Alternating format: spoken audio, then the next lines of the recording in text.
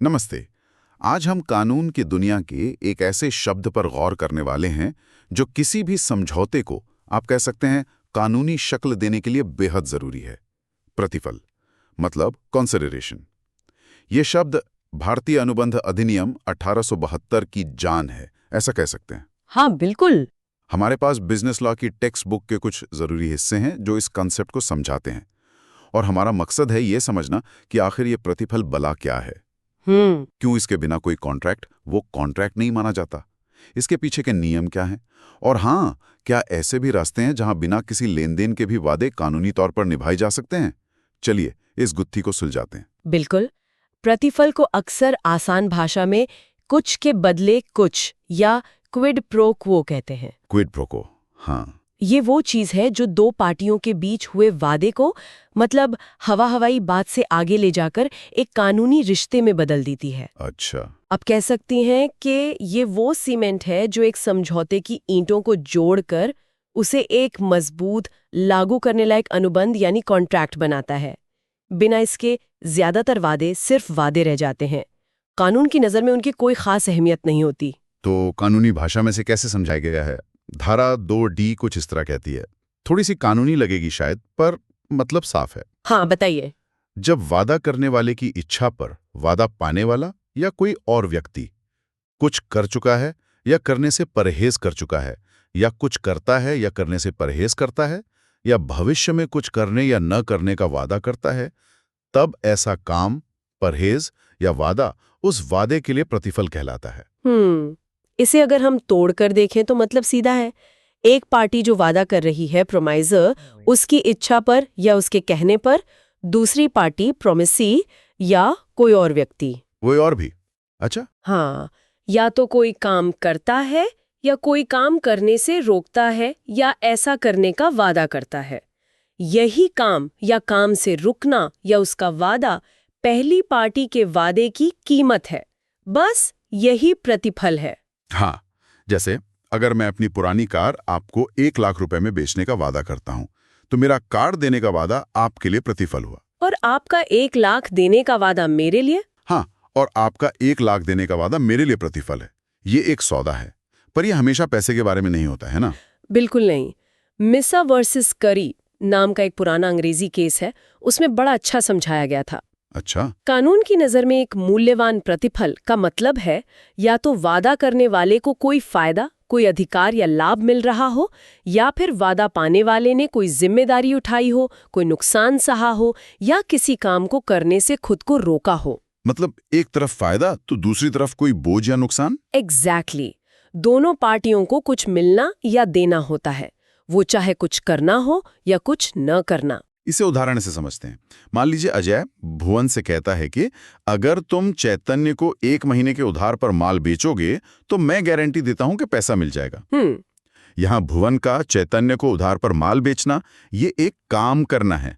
ये अजय की गारंटी के लिए प्रतिफल है। बिल्कुल। और ये सिर्फ कुछ करना ही नहीं, हाँ, कुछ न करना भी हो सकता है। हाँ, जैसे वो मुकदमे वाला उदाहरण। मान लीजिए अभिषेक का भारती पर कोई दावा है।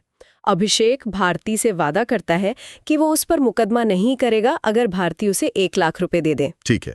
यहाँ अभिषेक का मुकदमा न करना भारती के 1 लाख रुपए देने के वादे के लिए प्रतिफल है। उसने कुछ करने से परहेज किया। और जैसा आपने कहा, ये गैर मौद्रिक भी हो सकता है। हाँ बिल्कुल, मतलब पैसे का लेन देन ना हो। हाँ बिल्कुल। जैसे कोई कॉलेज कहता है कि जो छात्र 95% से ज्यादा अंक लाएंगे उन्हें MNC में नौकरी दिलवाने में मदद करेंगे। अच्छा। यहाँ कॉलेज का मदद का वादा छात्रों के अच्छे अंक लाने के मेहनत वाले काम के लिए प्रतिफल है। समझ गया।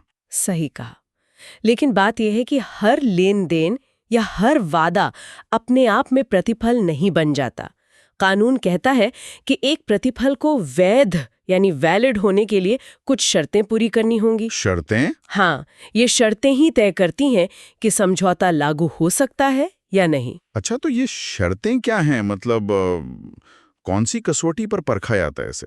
देखिए, सबसे पहली और अहम शर्त है प्रतिफल हमेशा वादा करने वाले की इच्छा पर at the desire of the promiser होना चाहिए। वादा करने वाले की इच्छा पर। हाँ, यानी जो भी काम किया जा रहा है या जिससे परहेज किया जा रहा है वो वादा करने वाले के कहने पर या उसकी मर्जी से होना चाहिए। अच्छा। अगर किसी ने अपनी मर्जी से या मान लीजिए किसी तीसरे व्यक्ति के कहने पर कुछ कर दिया तो वो वादा करने वाले के वादे के लिए प्रतिफल नहीं माना जाएगा। अच्छा, हाँ इसका कोई क्लासिक उदाहरण है? हाँ, दुर्गा प्रसाद वर्सेस बलदेव का एक मशहूर मामला है। हाँ, सुना है। कलेक्टर साहब थे, उनके कहने पर किसी ने एक बाजार बनवाया।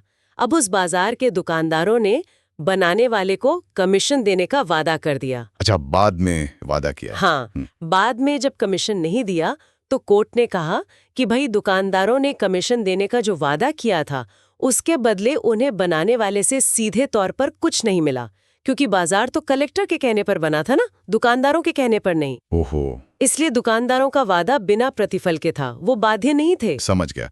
मतलब जिसके वादे पे काम हो रहा है उसी की इच्छा जरूरी है। हाँ। ठीक है, अब अगली शर्त क्या है? दूसरी शर्त भारतीय कानून में थोड़ी अलग है अंग्रेजी कानून से। ये है कि प्रतिफल वादा पाने वाला या किसी अन्य व्यक्ति द्वारा दिया जा सकता है। अच्छा, मतलब वादा पाने वाला नहीं, कोई और भी दे सकता है। हाँ, इसका मतलब है कि जरूरी नहीं कि कीमत या काम सीधे वादा पाने वाले यानी प्रॉमिसी से ही आए। अगर वादा करने वाले की इच्छा पर कोई तीसरा व्यक्ति भी वो कीमत चुकाता है या काम करता है तो भी वो वैध प्रतिफल माना जाएगा। अरे वाह, इसे स्ट्रेंजर टू कंसिडरेशन कहते हैं और ये भारत में मान्य है। ये तो बड़ा दिलचस्प है। मतलब वादा मेरे साथ हुआ पर कीमत कोई और चुका रहा है और ये चलेगा? हाँ बिल्कुल, चिनैया वीएस रमैया का केस इसे साफ करता है। बताइए उसके बारे में। एक माँ थी, उन्होंने अपनी बेटी को अपनी संपत्ति इस शर्त पर दी कि बेटी अपने मामा यानी माँ के भाई को सालाना कुछ पैसा देगी। बेटी मान गई, लिखकर भी दे दिया, पर बाद में बेटी ने पैसा देने से मना कर दिया। मामा ने केस कर दिया। तो क्या हुआ? कोर्ट ने कहा कि बेटी को माँ से जो संपत्ति मिली वही मामा को पैसा देने के वादे के लिए पर्याप्त प्रतिफल है, भले ही मामा ने खुद बेटी को सीधे तौर पर कुछ नहीं दिया था। मामा केस जीत गया। कमाल है। लेकिन यहाँ एक पेच होगा शायद। आपने कहा स्ट्रेंजर टू कंसिडरेशन चलेगा, मतलब प्रतिफल किसी और से आ सकता है, पर क्या स्ट्रेंजर टू कॉन्ट्रैक्ट भी चलेगा? बहुत अच्छा सवाल पूछा आपने। मतलब क्या वो तीसरा व्यक्ति जिसने प्रतिफल दिया है या जिसके फायदे के लिए अनुबंध हुआ है वो खुद केस कर सकता है अगर वादा पूरा ना हो? देखिए, यहीं पर प्रिविटी ऑफ कॉन्ट्रैक्ट यानी अनुबंध की गोपनीयता का सिद्धांत आता है। Privity of contract. हाँ, सामान्य नियम यही है कि अनुबंध पर केवल वही लोग केस कर सकते हैं जो उसके पक्षकार हैं, मतलब पार्टीज टू द कॉन्ट्रैक्ट। कोई तीसरा व्यक्ति भले ही प्रतिफल उसी से आया हो या अनुबंध उसके फायदे के लिए हो, आमतौर पर केस नहीं कर सकता। ओहो, तो मामा केस नहीं कर सकता था इस नियम के हिसाब से? सामान्य नियम के हिसाब से नहीं, लेकिन हम इस पर और इसके अपवादों पर थोड़ी देर में आएंगे। ये बहुत जरूरी है। ठीक है, ठीक है। तो अभी नियमों पर वापस आते हैं। पहली शर्त थी वादा करने वाले की इच्छा पर, दूसरी प्रतिफल किसी से भी आ सकता है, और क्या शर्तें हैं वैध प्रतिफल के लिए? तीसरी शर्त है कि प्रतिफल वास्तविक होना चाहिए, भ्रामक नहीं। Must be real not illusory. वास्तविक मतलब उसका कानून की नज़र में कुछ वजूद होना चाहिए। अगर प्रतिफल कुछ ऐसा है जो करना नामुमकिन है, फिजिकली या लीगल इम्पॉसिबल, जैसे हाँ। जादू से खजाना ढूंढना, हाँ, या मान लीजिए मरे हुए को जिंदा करना, तो वो वैध नहीं माना जाएगा। या अगर वो इतना स्पष्ट है, इतना वेग है कि उसका मतलब ही नहीं निकलता, तो भी वो वैध नहीं है। यानी हवाई बातें नहीं चलेंगी। सॉलिड होना चाहिए कुछ। और क्या? चौथी बात, प्रतिफल अवैध, अनैतिक या लोकनीति के विरुद्ध नहीं होना चाहिए। ये तो जरूरी है। हाँ, सिर्फ प्रतिफल का होना काफी नहीं है, उसका कानूनी और नैतिक रूप से सही होना भी जरूरी है। अगर कोई वादा किसी गैर कानूनी काम के बदले किया गया है, जैसे मान लीजिए किसी को मारने के लिए पैसे देना, भगवान ना करे, या सरकारी नौकरी रिश्वत देकर लगवाने का वादा, तो वो समझौता ही शून्य यानी वॉइड होगा, क्योंकि प्रतिफल अवैध है। मतलब कानून गलत कामों के लिए हुए समझौतों को मान्यता नहीं देगा। ये तो स्वाभाविक लगता है। अच्छा, एक और सवाल मन में आ रहा है, क्या प्रतिफल की कीमत बराबर होनी चाहिए? मतलब अगर मैं 10 लाख की चीज 1 लाख में बेचने का वादा करूं तो क्या ये चलेगा? क्योंकि ये तो बराबर नहीं है। हाँ, ये एक और बहुत महत्वपूर्ण नियम है। प्रतिफल का पर्याप्त होना जरूरी नहीं है।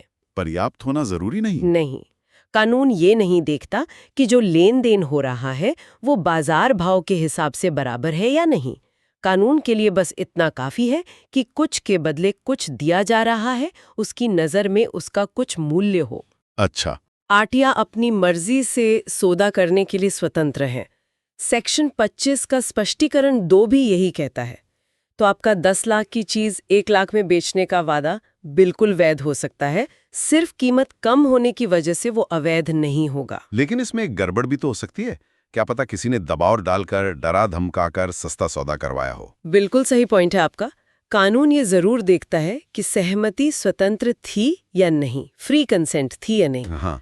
अगर कीमत बहुत ही कम है और दूसरी पार्टी ये साबित कर पाती है कि हाँ जी मुझ पर दबाव डाला गया था या मेरे साथ धोखाधड़ी हुई थी या अनुचित प्रभाव अनड्यू इन्फ्लुएंस का इस्तेमाल हुआ था, तो ये अपर्याप्त प्रतिफल, मतलब ये जो कीमत बहुत कम है, इस बात का एक सबूत माना जा सकता है कि सहमति स्वतंत्र नहीं थी। अच्छा, सबूत माना जा सकता है। अपने आप में कम कीमत अनुबंध को रद्द नहीं करती, लेकिन शक जरूर पैदा करती है और दूसरे सबूतों के साथ मिलकर मायने रख सकती है। अच्छा, और कोई नियम? क्या मैं वो काम करने का वादा कर सकता हूं जो मुझे वैसे भी करना है?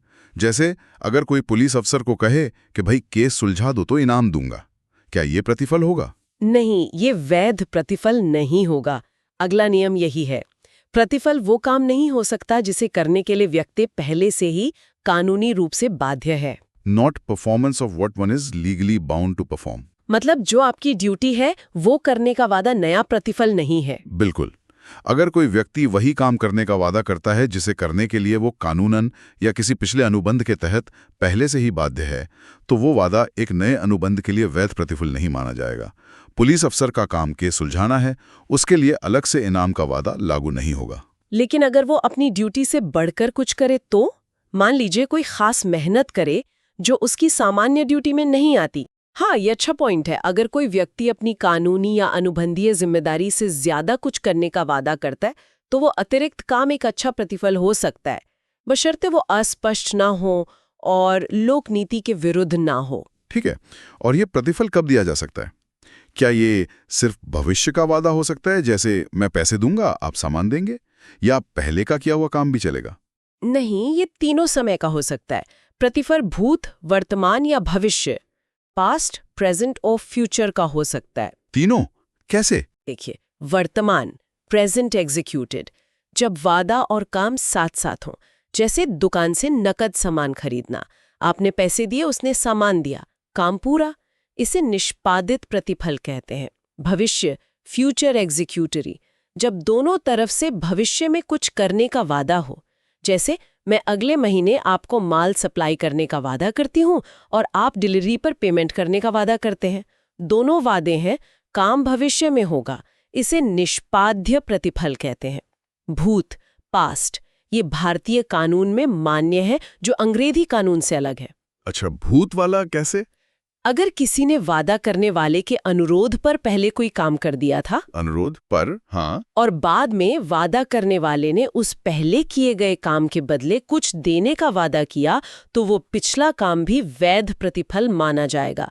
धारा 2D में जो शब्द है कर चुका है या करने से विरत रहा है, वो इसी की ओर इशारा करते हैं। अच्छा, तो मतलब अगर मैंने आपके कहने पर पिछले हफ्ते आपका कोई काम कर दिया था और आप आज खुश होकर मुझे उसके लिए पैसे देने का वादा करते हैं, तो मैं वो पैसे मांग सकता हूँ? हाँ, आप मांग सकते हैं क्योंकि वो भूतकालीन प्रतिफल है, बशर्ते काम आपके अनुरोध पर हुआ हो। समझ गया। तो ये हुए मुख्य नियम। वादा करने वाले की इच्छा पर हो, वादा पाने वाले या किसी और से भी आ सकता है, वास्तविक और कानूनी हो, पहले से तय जिम्मेदारी ना हो, पर्याप्त होना जरूरी नहीं, और भूत, वर्तमान या भविष्य का हो सकता है। काफी सारे नियम हैं। बिल्कुल, इन्हीं नियमों से ही ये तय होता है कि कुछ के बदले कुछ का सिद्धांत सही तरीके से पूरा हो रहा है या नहीं, और समझौता कानूनी तौर पर लागू करने लायक है भी या नहीं। अब उस सवाल पर वापस आते हैं जो आपने पहले उठाया था, प्रिविटी ऑफ कॉन्ट्रैक्ट, यानी अनुबंध की गोपनीयता। हमने ये तो जान लिया कि प्रतिफल किसी तीसरे व्यक्ति से आ सकता है, stranger to consideration is okay. लेकिन क्या वो तीसरा व्यक्ति, जिसके फायदे के लिए शायद अनुबंध बना हो, खुद अनुबंध लागू करवाने के लिए केस कर सकता है? Can a stranger to contract sue? आपने कहा था सामान्य नियम तो नहीं है। हाँ, सामान्य नियम तो यही है कि नहीं। प्रिविटी ऑफ कॉन्ट्रैक्ट का सिद्धांत कहता है कि अनुबंध एक निजी मामला है उन लोगों के बीच जिन्होंने उसे बनाया है। सिर्फ अनुबंध के पक्षकार यानी पार्टीज टू द कॉन्ट्रैक्ट ही एक दूसरे पर केस कर सकते हैं। कोई बाहरी व्यक्ति भले ही अनुबंध से उसे फायदा पहुंच रहा हो, आमतौर पर केस नहीं कर सकता। इसका वो उदाहरण दीजिए फिर से, PQR वाला। हाँ, मान लीजिए पी ने क्यू से उधार लिया है। पी अपनी जायदाद आर को बेचता है और सौदे में आर पी से वादा करता है कि वो क्यू का उधार चुका देगा। ठीक है। फिर आर बाद में क्यू को पैसे नहीं देता तो क्यू सीधे आर पर केस नहीं कर सकता, क्योंकि क्यू उस बिक्री अनुबंध का पक्षकार नहीं है जो पी और आर के बीच हुआ था। क्यू उस अनुबंध के लिए एक अजनबी यानी स्ट्रेंजर है। लेकिन ये तो कई बार अन्यायपूर्ण लग सकता है, जैसे चिनैया वर्सेस रामैया वाले केस में। अगर मामा केस ना कर पाता तो उसे तो पैसा मिलना था। आप बिल्कुल सही कह रही हैं। ये नियम कभी-कभी कठोर हो सकता है और अन्यायपूर्ण नतीजों तक ले जा सकता है। इसीलिए कानून ने इस कठोर नियम के कुछ महत्वपूर्ण अपवाद यानी एक्सेप्शंस बनाए हैं। अच्छा, अपवाद है? हाँ, जहां न्याय सुनिश्चित करने के लिए एक तीसरे पक्ष को भी अनुबंध लागू करवाने का अधिकार दिया गया है। हाँ, ये जानना जरूरी है। कौन सी हैं वो स्थितियां जहां तीसरा पक्ष भी केस कर सकता है? कुछ मुख्य अपवाद है, मैं बताती हूँ। एक, न्यास, ट्रस्ट।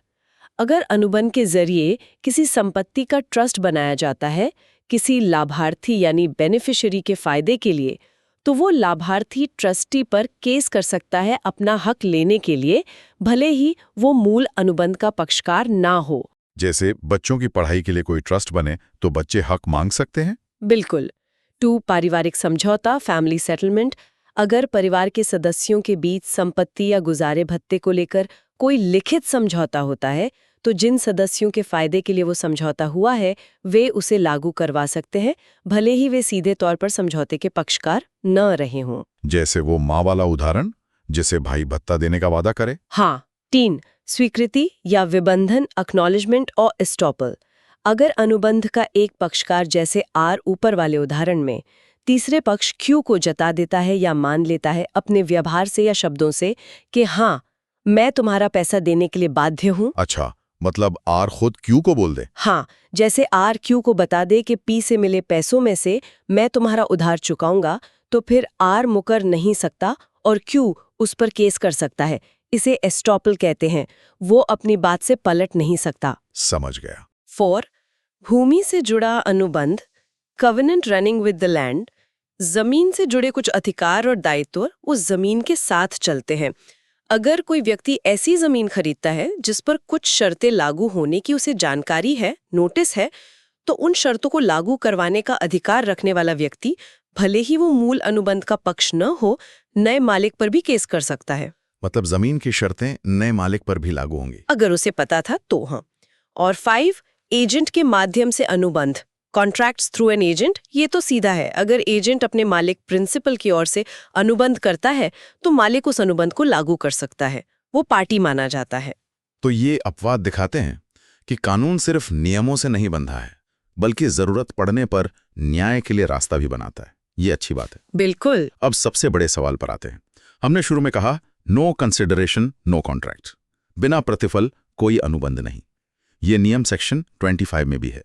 क्या ये नियम पत्थर की लकीर है या यहां भी कोई अपवाद है? हाँ, ये सामान्य नियम ले, इसमें कोई शक नहीं, लेकिन सेक्शन 25 खुद ही इस नियम के कुछ महत्वपूर्ण अपवाद बताता है। अच्छा, सेक्शन 25 में ही अपवाद भी हैं? हाँ, यानी कुछ ऐसी स्थितियां हैं जहां बिना किसी प्रतिफल के भी किया गया समझौता पूरी तरह से वैध और लागू करने योग्य माना जाता है। बिना लेन देन के भी कानूनी वादा?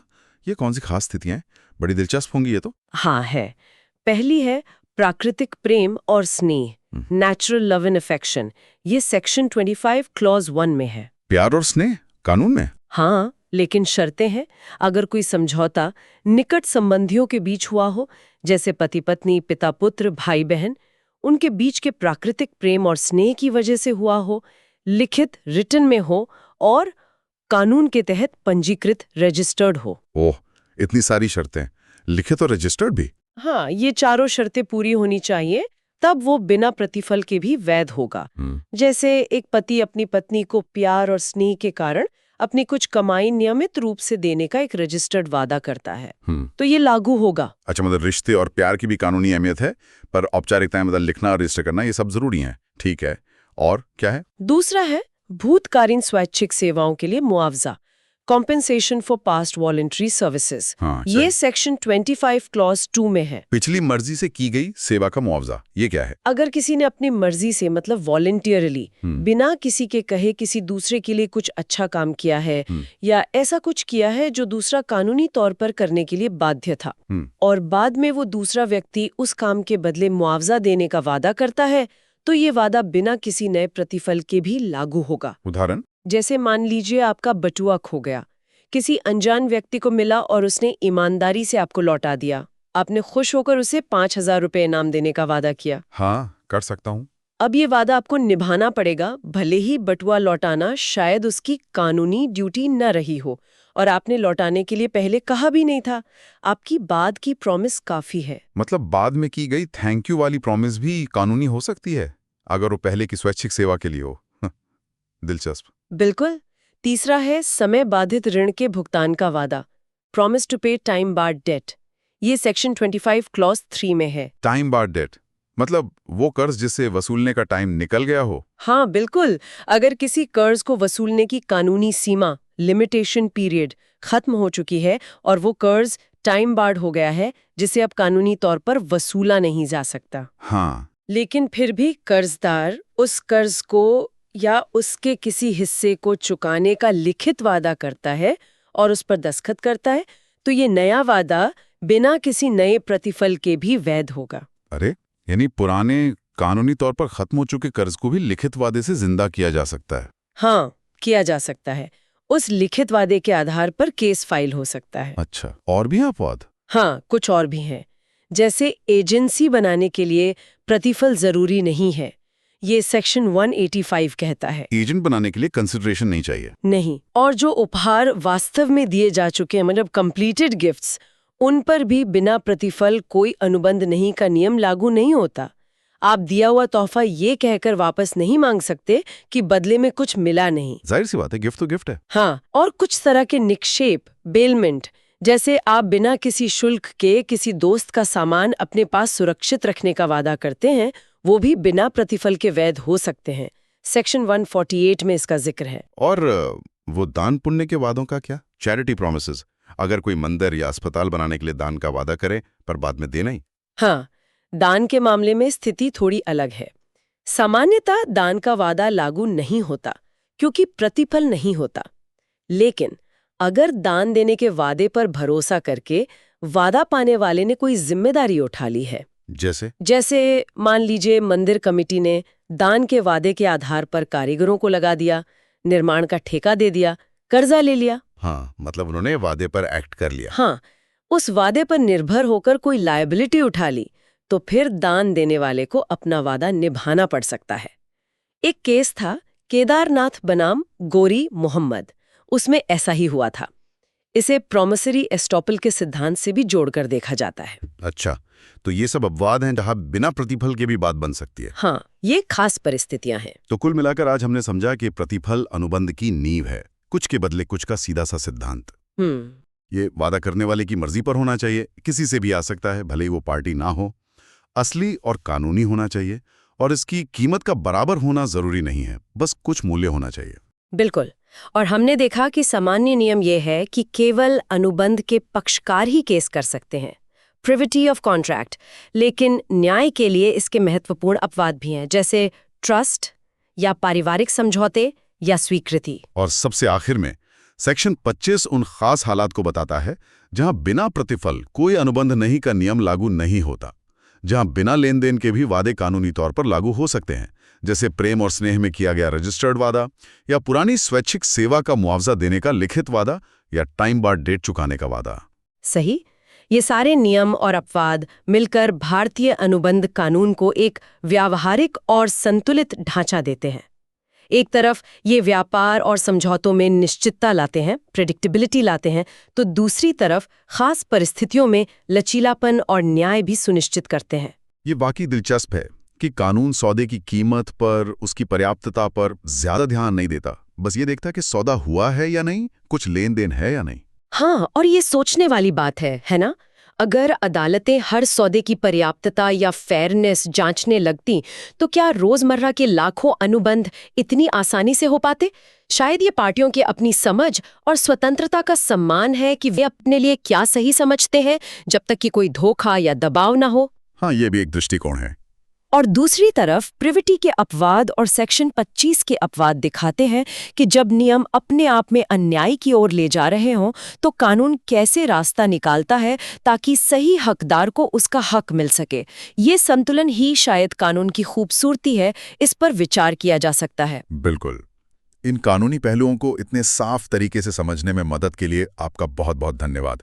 उम्मीद है ये बातचीत हमारे श्रोताओं के लिए उपयोगी रही होगी। मुझे भी बात करके अच्छा लगा। अगली बार फिर मिलेंगे किसी और विषय की गहराइयों में उतरने के लिए। नमस्ते। नमस्ते।